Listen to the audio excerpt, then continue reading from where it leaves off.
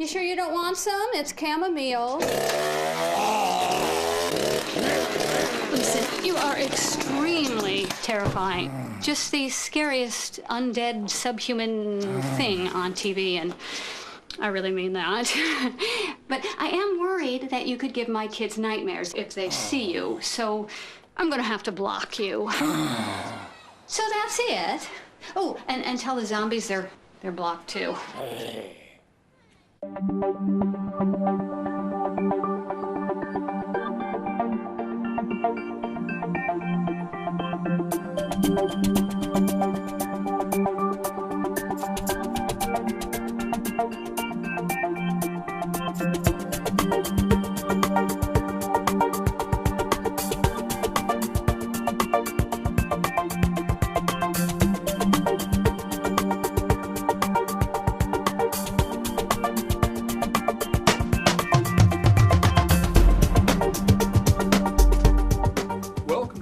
Sheriff Dave Phelan, a weekly program here on LSN Television, also carried by a couple of our radio affiliates in Lancaster and Central Ohio, and do appreciate you, the viewers and listeners that join us each and every week.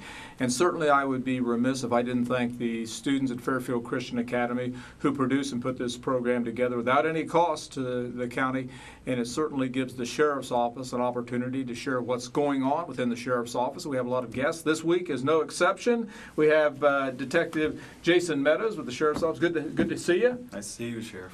And I think this is the first time you've been on the program. Yes, sir, it is. But you've seen it a few times. So I have watched it. And I'll tell you, there's probably not a week that goes by that I don't get a couple comments about the program, and it's very well received in our community, and I think it gives people kind of the insight of what's going on and something they typically don't see, at least from a local perspective. Sure. Now, before we get started, tell us a little bit about your background, your where you're from, and those kind of personal things. Yeah, well, I'm from Westerville. That's where I originally grew up, and got an opportunity to go through the Sheriff's Office Academy back in 1999. And so once I graduated from the academy, I a few months later asked for a full-time spot at the Sheriff's Office.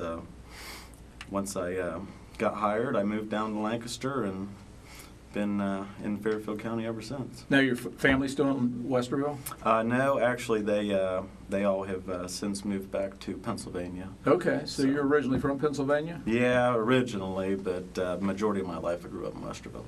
And so now you've been on the sheriff's about what, 14 years? Approximately. 14 years. So what are some of the different things you've done within the sheriff's office? Well, when I started off at the sheriff's office, I actually started on the patrol division.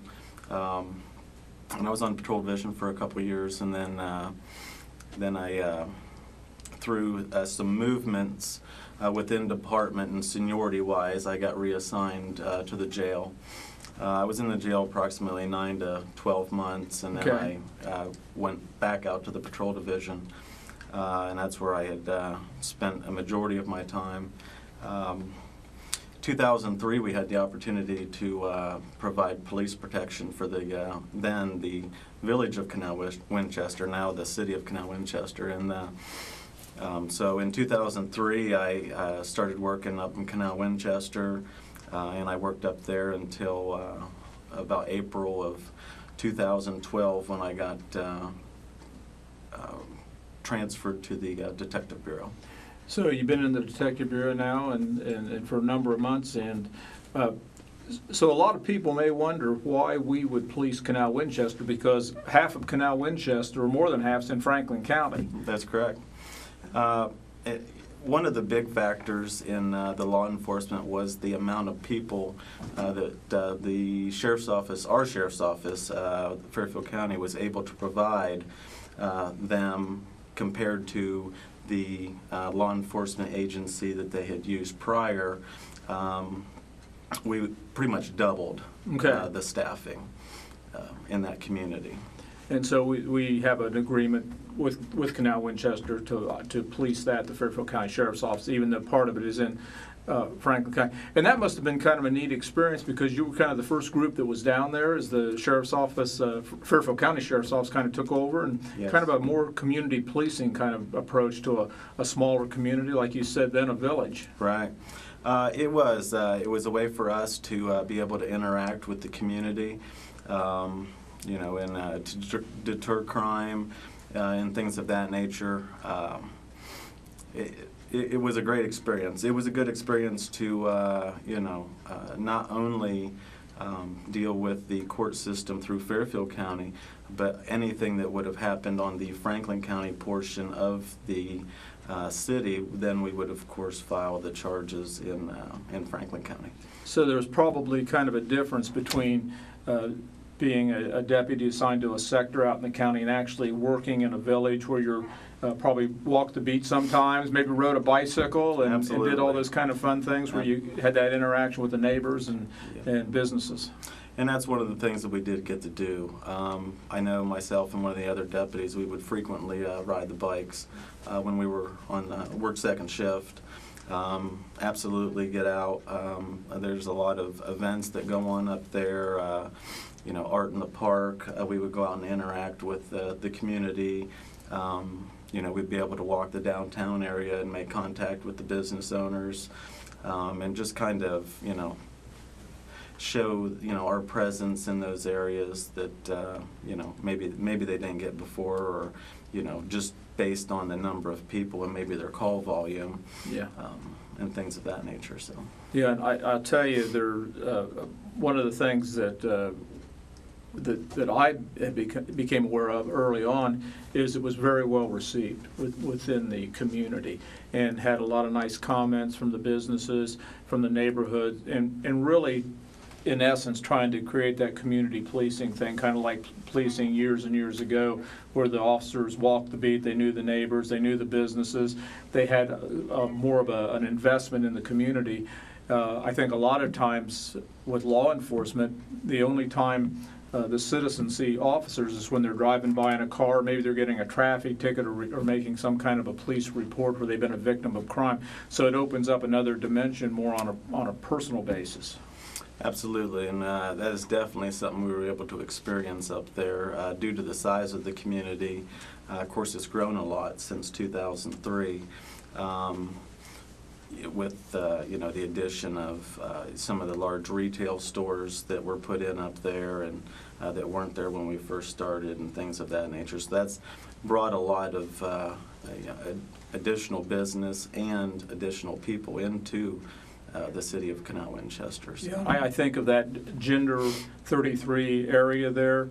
A number of years ago, I used to live out in College View Acres, and we would go through that area, and at that time there was absolutely nothing. You go down there now and there's all the businesses, the restaurants, and just a tremendous amount of growth there. Sure. And certainly more police responsibility, because I would think there'd be a lot of your time involved in that area where you're having maybe cars broken into or maybe robberies, those kind of things. Absolutely.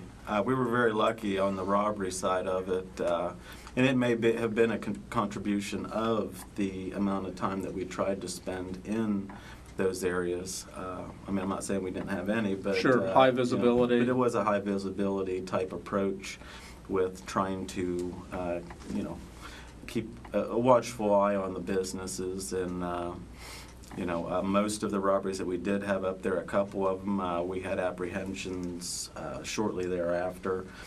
So that just being in the areas, it was a good.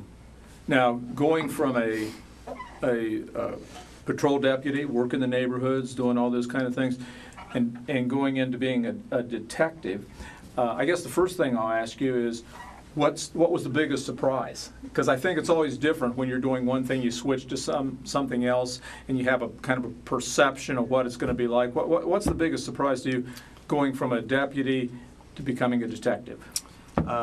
Probably the biggest thing was just the transition of somewhat of a time management, because when you're out on patrol, you're handling your calls, and of course we're at the mercy of the community when we're on patrol, or maybe something that we observe. Right. So it's one of those that dictates our call volume on patrol. But going to the Detective Bureau, it's been a little bit different because You might have 10, 15, 20 cases.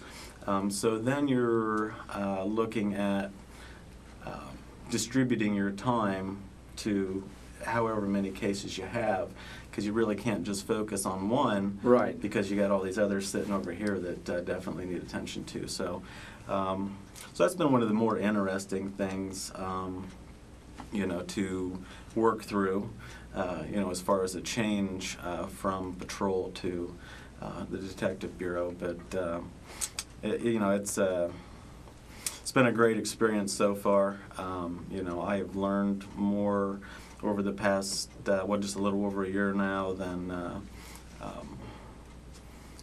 just of the investigation and the crime scene processing and, just investigating all of the felony crimes. Right. As far as the cases that we handle.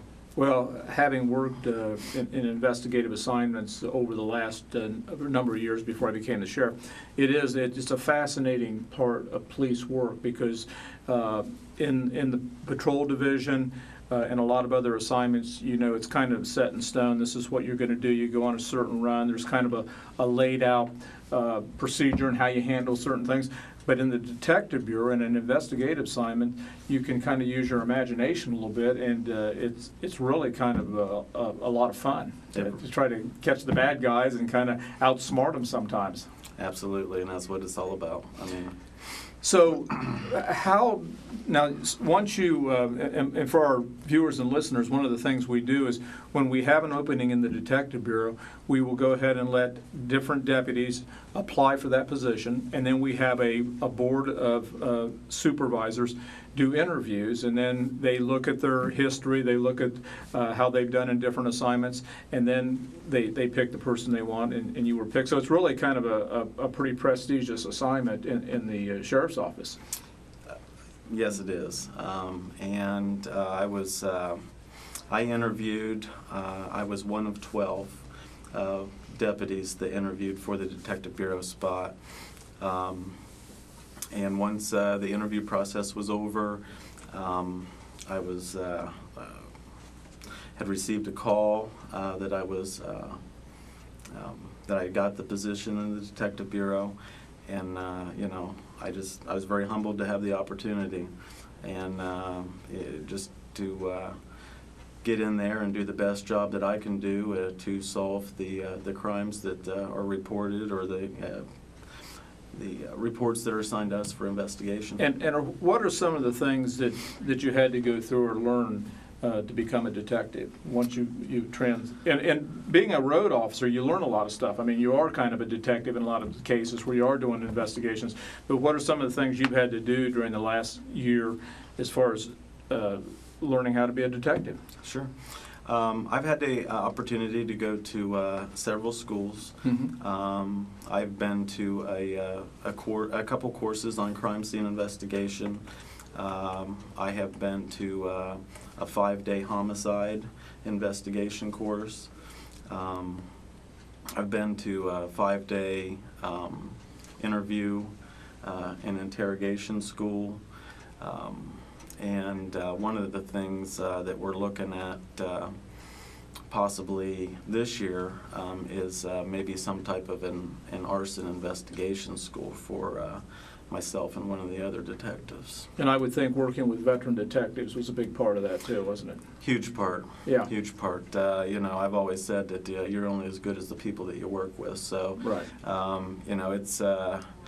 It has definitely helped working with veteran detectives because they have, a lot of experience under their belt, and it's nice to have those people close that can help you through a situation, or maybe even talk about some of the experiences that they had when they were investigating similar crimes, maybe to steer you in the right direction. Right. With us is Jason Meadows, the Fairfield County Sheriff's Office Detective Bureau. We'd like to have you back next week, and next week I think what we'll talk about is some crime trends we're seeing here in Fairfield County, some things that you guys are doing. I know you're doing a lot on burglaries, Absolutely. Especially daytime burglaries. We'll talk about some of those things next week if you can join us. Absolutely. With us this week is Detective Jason Meadows with the Fairfield County Sheriff's Office, one of our newer detectives, and by the way, doing a great job, and I appreciate that. And to you, the viewers and listeners, appreciate you joining us each and every week. And as I said at the beginning of the program, many thanks to the students here at Fairfield Christian Academy. If it was not for their effort, it was not for the dedication of Fairfield Christian Academy, we would not be able to have this program each and every week. J.T. Burcham and a number of people behind the scenes. We actually have like 3 students in here. We have a control panel out there where they're doing a lot of things behind the scene, and I do get a lot of nice comments from you, the citizens, both the viewers and listeners, and certainly the folks out at LSN and our radio affiliates that put this program on. Well, the clock on the wall says it's time to go, and until next week, same time, same place. God bless. If you're out there driving, buckle up, and we'll see you right here next week.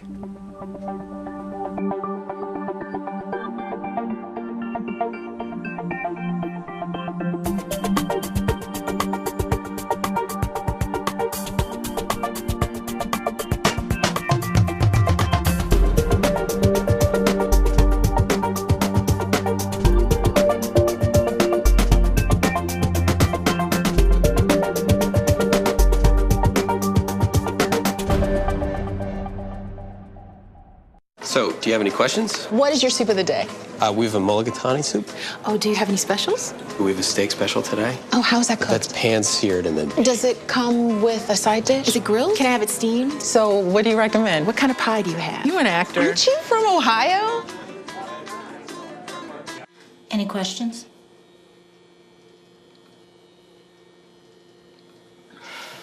Ask questions.